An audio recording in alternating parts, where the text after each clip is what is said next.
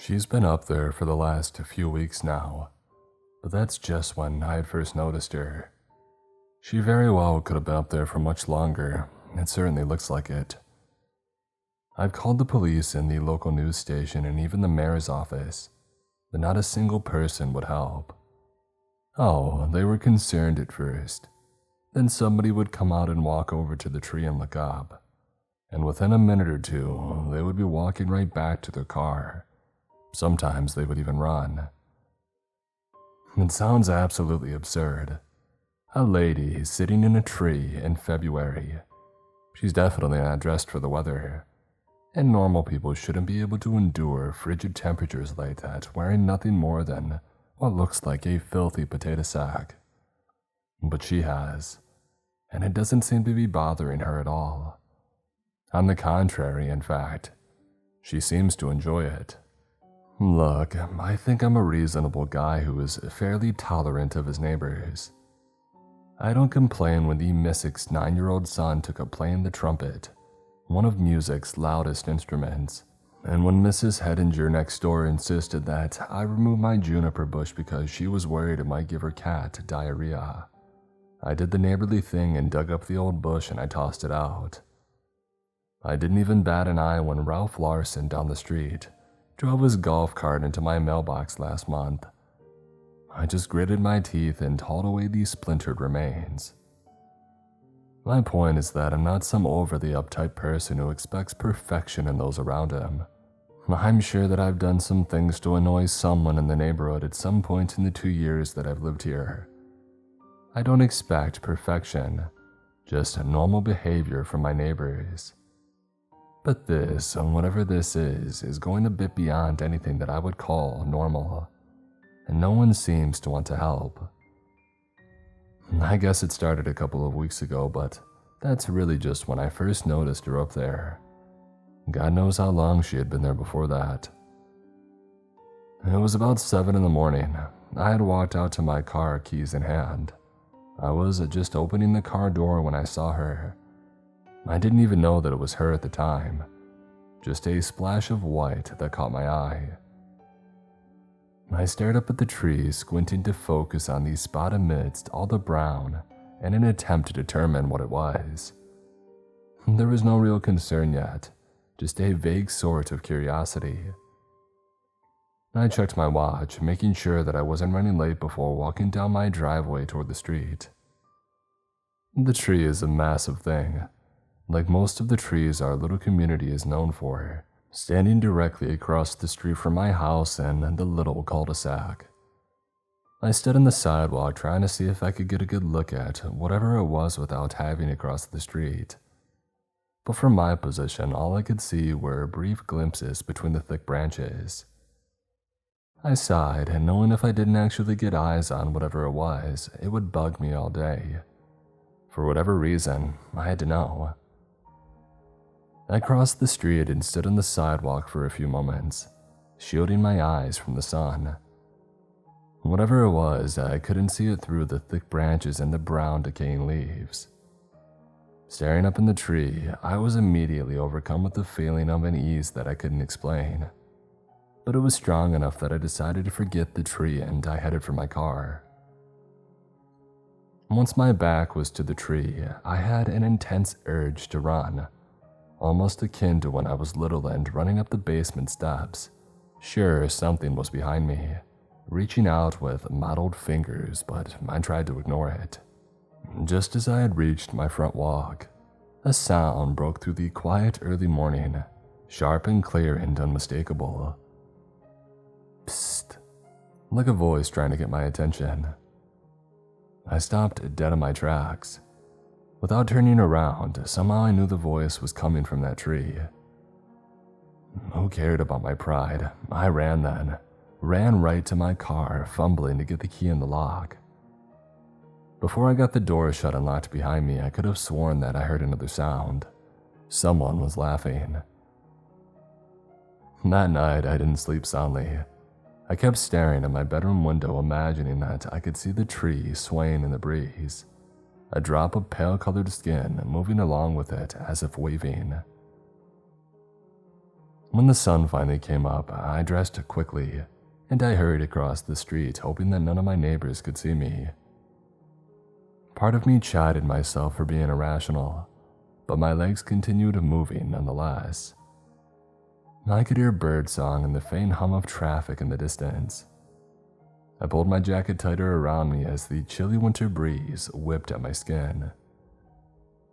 I stood at the base of the tree and I looked up into it. The tree had lost most of its foliage due to the cold, but even though the tree was nearly barren, the many decaying leaves made it seem fuller, hiding the object pretty well. I positioned myself right under the thing, and that's when I finally saw it. I'm not sure what I was expecting to see, but it sure as heck wasn't that. A woman was sitting on a thick limb, about 50 feet from the ground. I stood gawking at her, trying to make some sense out of her presence there. She was staring straight ahead, unblinking, unmoving, wearing what looked like to be a tattered potato sack, but it could have been the remains of a dirty old dress. Her thin bare legs dangled from the limb, twig-like and filthy. For a moment I thought that she was dead, but I could see her movements, however slight. I looked around the ground for a ladder or some other way that she had gotten up there, but there was none. I wasn't sure how the woman had gotten in the tree in the first place. The tree wasn't what you would call a typical climbing tree. It was much too wide around, and the only reachable branches were too thin and spaced out, so climbing would be next to impossible for most people. The more that I thought about it, the more I began to think that it had to be some kind of prank, albeit a really strange one. "Miss?" I called up to her finally. "Are you all right up there? Do you need some help getting down?" If she had heard me, she showed no sign of it and continued to stare ahead blankly. She had to have been freezing considering the temperature. That dress she wore, it couldn't possibly have offered any warmth. A few seconds passed, but the woman still didn't respond or acknowledge me at all. I was about to call her up again, but before I could, the lady made a noise. A strange, ragged, wheezing sound floated down to me, growing louder with each passing second. It took a minute for me to realize what the sound was, and for some reason it sent a chill through me. Laughing, like somebody trying and failing to suppress it. I took a step away from the tree, my instincts screaming at me to run. I had no explanation for this instant feeling of terror. All I knew was that something was terribly wrong with her. And before I could get my feet to move, the woman's head had shifted. She began to lean out over the limb that she sat perched on, her face tilting downwards ever so slowly, until she was staring down at me. She leaned so far over that I felt certain that she had fallen. At first, her face was blank, void of any emotion at all, but that changed in the blink of an eye, her lips stretching into a ghastly grin that somehow took up most of her ashen face, yet didn't reach her eyes. She was breathing in those shallow wheezes that became almost deafening, despite the nearly intimate quiet of our surroundings. Her hands were gripping the branches so hard that I could hear the bark ripping free, and see pieces drifting down to the ground where I stood. We both stared at one another for a long time before she suddenly opened her mouth, so wide that I thought her jaw might break, letting out a deep and raspy whine, and that's when I ran. I ran home and burst through my front door in a panic, slamming it behind me and locking both locks. Even that didn't seem like enough. I waited there with both hands on the door, waiting for the sound of a body ramming into it, but it didn't come.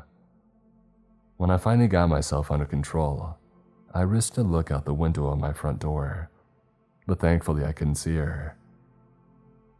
I didn't go to work that day. As silly as it may sound to you, I was afraid of leaving my house, afraid that I would hear that shallow wheezing laugh and see her glaring through the branches at me.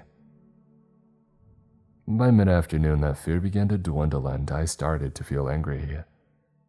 Whether this was some weird joke, something stemming from a mental illness, or something else entirely, It made no difference to me. I was pissed at being made to feel terrified to leave my own house. I went to bed fuming, with plans to go right out there in the morning to have a chat with that lady, if she was still there. I didn't sleep well that night. My eyes kept drifting to the window, staring out at the darkness beyond the glass. I couldn't help but imagine the lady from the tree, with her dirty face pressed up against it.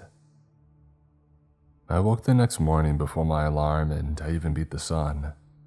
I dressed quickly and drank my coffee while I waited for the sun to fully rise. By the time that it had, all of my bravado from the previous night had seemed to vanish. I stole a glance out of the living room window, but if the lady was still there, I couldn't see her. I ignored my trembling hand as I opened the door and made my way across the street. The branches swayed in the icy February wind that stung my face and crawled up my jacket.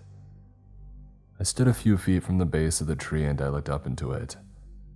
I didn't see her and I let myself relax slightly. I hoped the frigid temperatures had made her find a new spot. I took a step closer, but that's as far as I got, as the quiet was interrupted by a low growling coming from right above me. Before I could look up, I heard something crashing through the branches and smacking onto the frozen ground with a wet squelch, landing right in front of me. A dead squirrel lay at my feet, its fur soaked in blood and bits of flesh. It looked to be empty inside from what I could see, except for a few bones that helped to keep its shape. Even the eyes looked to be missing. I stared frozen at the partially devoured carcass in front of me, and then I heard a muffled yet familiar sound. Laughing. I ran home without looking up, knowing that I would see her face grinning back at me. The next day was a Saturday, and I vowed to do something about the lady in the tree. I was past the point of talking to her, and after the squirrel, I was also no longer angry. I was disturbed. She was clearly suffering from a mental illness and needed some professional help. I did the only thing that I could think of, and I called the police and I explained the situation. The dispatcher assured me that they would make sure the lady got the help that she needed. I stood by the door, occasionally peering through the blinds. The officers arrived about 20 minutes later, and from the little window above my door, I watched them walk straight towards the tree. They stood directly underneath and looked up into it. For a long moment they just stared, as if confused at what they were seeing. Even from across the street, I could see their expression change, going from one of vague curiosity to completely unsettled. They shared a brief look of concern at one another before the female officer began talking up at the lady in the tree, shifting uncomfortably as she did so. She spoke for a few minutes and then the officer's unsettled expressions changed again to one of utter horror. The burly male officer jumped back from the tree as if he had been stung, quickly grabbing his partner by the elbow and pulling her with him. She didn't seem to protest this, and together they backed away from the tree, their hands hovering over their holsters and nearly falling over the curb. Once they reached the street, they both stopped and stared up at the tree, neither saying a word. Suddenly, there was a flash of movement from up in the tree, causing the branches to shake violently in the spot where I knew the lady sat. The officers spun around and booked it across the street to their car, their faces twisted with fright. I scrambled to unlock the door and I ran outside, calling out to them. They looked at me and for a second I thought that they might leave. I could tell that they wanted to. When they didn't, I jogged over to the car. "Are you the person who called?" the male officer had asked. From up close, I could see how pale they were, with sweat beading on their foreheads despite the cold. "Yes, sir. Are you going to get her down from there?" I asked hopefully. The officer briefly glanced sideways at the tree, shuddering a bit before looking back at me, the fear in his eyes suddenly replaced by anger. "Sir, this isn't an issue for the police. Go back inside He started, but I quickly cut him off. "Not an issue for the police. Then whose issue would it be? I asked, shocked. The lady's been up there for God knows how long. She's clearly not in good shape. You saw what she was wearing. The female officer stepped forward threateningly. Sir, I'm gonna need you to calm down, she said. The lady doesn't seem to want our help at the moment. She's content where she is, and that is her right. She glared at me, her eyes begging me to push the issue. But she can't possibly be well. You spoke to her for less than a minute. Shouldn't you at least have her checked out by a doctor? I said. The male officer stepped toward me, so close that I could smell the stale remnants of spearmint gum on his breath. He clenched his jaw, eyes narrowing as if he wanted to hit me. For a second, I thought that he might. She's a grown woman and is free to sit in a tree on public property if she likes. You don't own the tree, sir. And let me remind you that it is a crime to misuse 911. Now don't call us again about this, sir. We'll be coming to arrest you. They hopped in the car without another word and they sped off. I watched the car disappear down the road, completely baffled. I didn't look up at the tree. I didn't want to see her. But somehow I knew that she was there watching, and maybe even laughing. I spent the rest of the day thinking about what I could do. I figured if the police wouldn't do their job, then I would find somebody who would.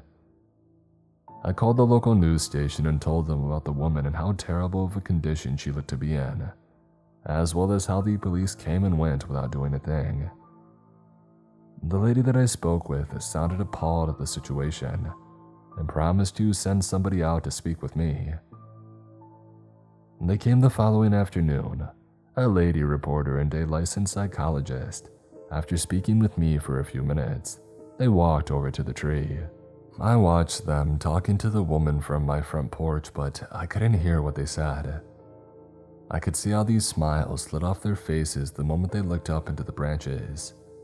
I could see how antsy they seemed as they spoke, trying to convince the woman out of the tree. But just like the police officers, they didn't last for long. 3 minutes later, and they were hurrying across the street, their expressions a look of sheer panic. They didn't even stop to speak with me. The cameraman almost knocked me over when I tried to talk to them, and all my calls to the news station afterward went unanswered. At a loss, I tried the mayor. I left numerous messages and finally got a response the next morning. The mayor's office sent somebody out later that day, a cocky little guy in a suit with slicked back hair and a sly grin that seemed a permanent fixture on his face. I tried to prepare him for what he would see, but he waved me off as if I were just being overdramatic, afraid of a mentally ill woman in a tree. She hasn't been violent at all, he asked, a sneer in his face that I wanted to slap. Well, no, not yet, I said through gritted teeth. So she just sits up there then, he asked. I could tell that he was thinking me a fool for being afraid of a woman who hadn't done anything to me, but he didn't know. He would though. Like I said so far, she isn't well. She hasn't come down in days and she has to be freezing, I said. He nodded, bored. How do you know that she hasn't come down at all? Have you been watching her constantly? He asked, with that stupid grin again. No, not constantly, I said, but I think I would have noticed if she had been getting up and down. He looked down at his phone, pretending to listen. All right, sir, don't you worry. I'll go and have a talk with the lady. He strode across the street as though he were walking in a park, oblivious to what he was about to see. He looked up into the tree and that stupid smirk instantly fell from his face, his skin going pale. The longer that he stared, the worse he looked. His mouth went slack and his legs looked as if they were ready to buckle. All of a sudden, something dropped from the tree, something much too small for me to distinguish what it was. His hands flew to his face, frantically wiping at it. He fell back onto his butt and he scooted away from the tree. He ended up crawling on his hands and knees until he had reached the street. When he ran to his car, I could see his face was speckled with rusty brown spots. I watched him drive away, no longer surprised by that point. I felt completely dejected. Nobody wanted to be near the woman, so they just left her up there. Out of options, I did the only thing that I could, and I tried to ignore her. It definitely wasn't as easy as you might think. I avoided going outside as much as possible, and I never looked in the direction of the tree whenever I had to leave the house.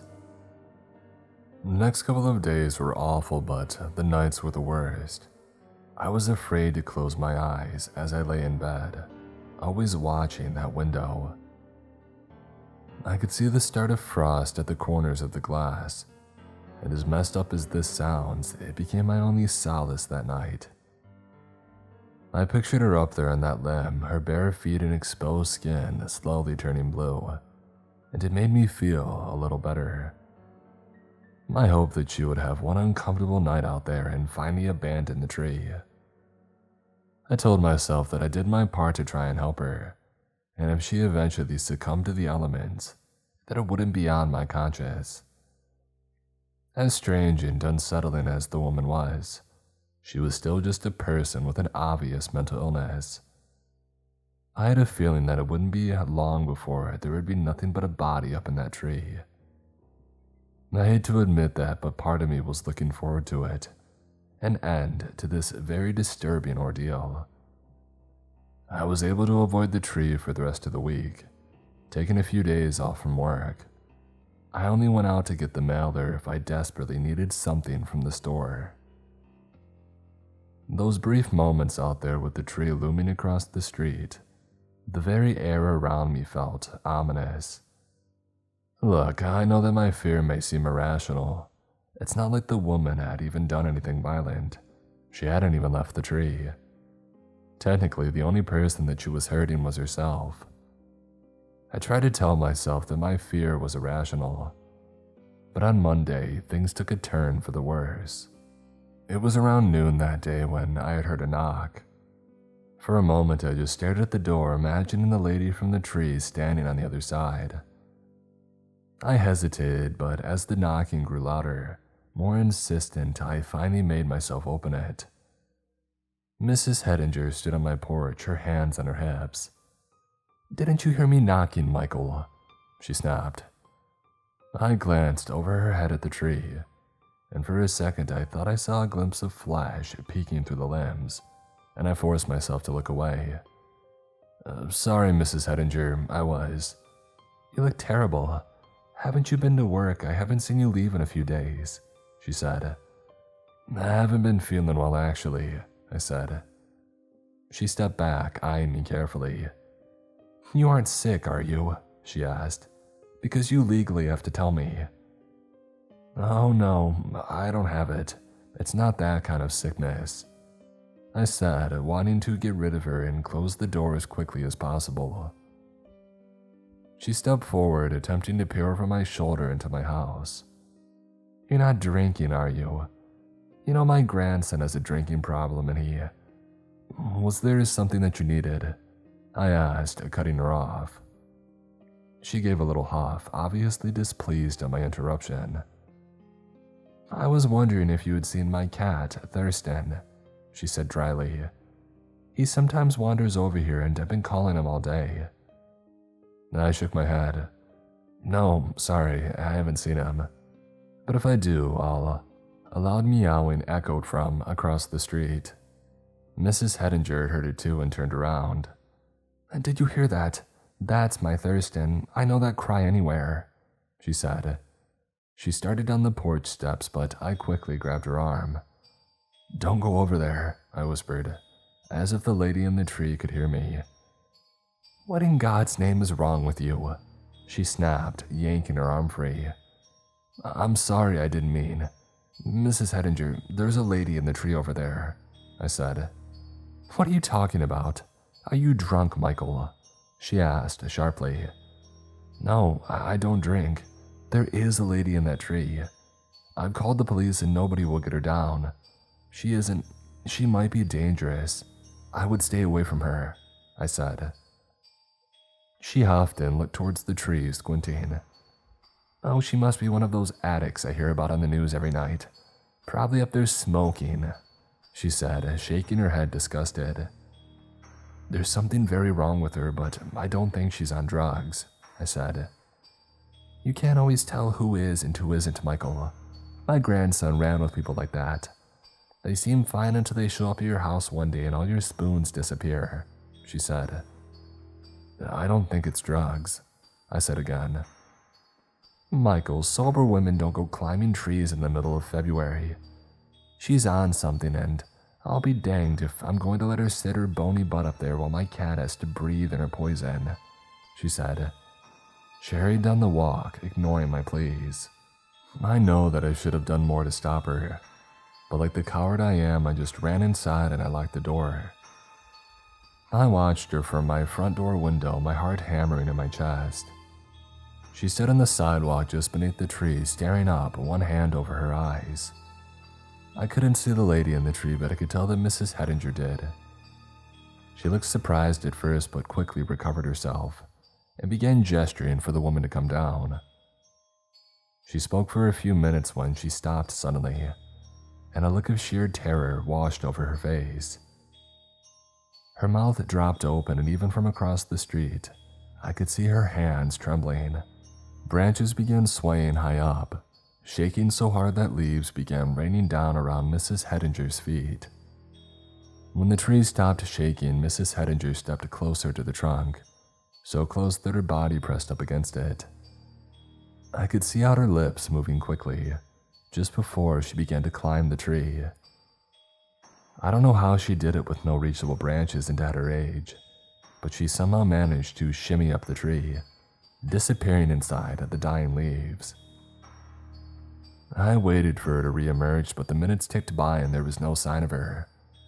I was just about to open the door when I finally saw her, climbing backwards down the tree. When she reached the bottom, she stood frozen, staring right at me, as if she could see me. I moved away from my window, contemplating calling the police again, even if it meant getting arrested. Something was very wrong. I risked another look out the window, and to my horror, Mrs. Hedinger was grinning, a smile so twisted and unlike her usual unpleasant expression that it made my skin crawl just to look at it. The moment my eyes fell on her, she began to shuffle across the street, her eyes locked on my house. I had no idea what I would do if she tried to get inside, but she never made it across the street. It all happened as if in slow motion. A black car came speeding down the street, the driver's face turned towards me, grinning wildly, a face that I recognized, the man from the mayor's office. His car slammed into Mrs. Hedinger, her body bouncing off the hood and onto the pavement with a sickening crunch. He drove right over her as he peeled out of the neighborhood, never stopping once. I ran out front but was unable to look at the broken remains of Mrs. Hedinger. I called 911 and her body was eventually taken away. Nobody cared about the lady in the tree though. They did, however, take down the info about the man from the mayor's office. I heard that he was found dead in his car by self-inflicted wounds just a few miles away. I overheard one of the officers claiming that they had found him smiling. I stayed in my house for the weekend, thinking seriously about moving. Yesterday, when I went into my upstairs bathroom, I couldn't help but wonder if she was still there. I was hopeful that maybe, just maybe, she had finally left. I carefully looked out the window at the general spot where I thought she had sat. The sun had already begun to set, but the streetlight across the street illuminated the tree well enough. My eyes scanned the branches for her, but the distance made it difficult. Just as I was about to give up, I saw it. High up in the tree, almost nearing the very top, a face appeared through the branches. That same dirty, smiling face. It was too far to make out her features, but I could see her and I knew that she was smiling. But the worst part was that I knew she was smiling at me. I yanked myself away from the window, heart racing. From the distance and the angle, it was hard to judge whether she was actually looking in this direction, but it sure as heck looked like it. I could have ignored it, but I had to know. I had to know if she was watching me, even from all the way across the street. Something that should have been impossible. I ran to the other end of my house to my office, dropped to the floor, and I army crawled to the window. I got into a crouched position and very carefully lifted the curtain, and I poked just my eyes up over the windowsill. The tree was a bit closer to my office than my bathroom, but the angle was slightly different. I scanned the top of the tree, but thankfully I didn't see anything that shouldn't have been there. I was examining every branch when my breath suddenly stopped. Halfway down the tree, the lady's face protruded through the branches, smiling and deranged. She seemed to be bobbing up and down like an excited child. I watched her, mentally telling myself that she couldn't possibly see me or know where I was. As if she could read my thoughts, her thin arm shot out from the branches and began frantically waving at me. I scrambled away and I sat in the hall where there were no windows. I tried understanding how she had done it, but I couldn't figure out how she would have known where I was. I came up with the conclusion that I must have given myself away somehow, moved the curtain or something. I went downstairs, sticking to the walls and away from any windows. I took my time and I crawled to the window in the living room, and without touching the curtain, I peeked out through the slight gap at the corner. It took me a few seconds to find her, but when I did, I had to stifle a scream. She had moved, now perched on a limb about 20 feet high. Her neck stretched out so that her entire head jutted out through the leaves. She was smiling even wider, if that was possible, with one arm sticking straight out and one finger pointing straight at me. I flattened myself against the wall, my chest heaving. I felt dizzy with panic and I had to bite my lip to keep me from screaming. Maybe my fear seems unwarranted to you, but it wasn't just her presence in the tree or even her disturbing behavior that terrified me. There was a sense of very real danger when you were near her, when you looked at her, a feeling that this lady could hurt you and she would enjoy it. As quietly and carefully as I could, I snuck down my basement steps, leaving the lights off. The window was high up on the wall and I had to stand on some dusty boxes to be able to fully reach it. I had made little to no sound, certainly nothing that she could hear. I was sure of that.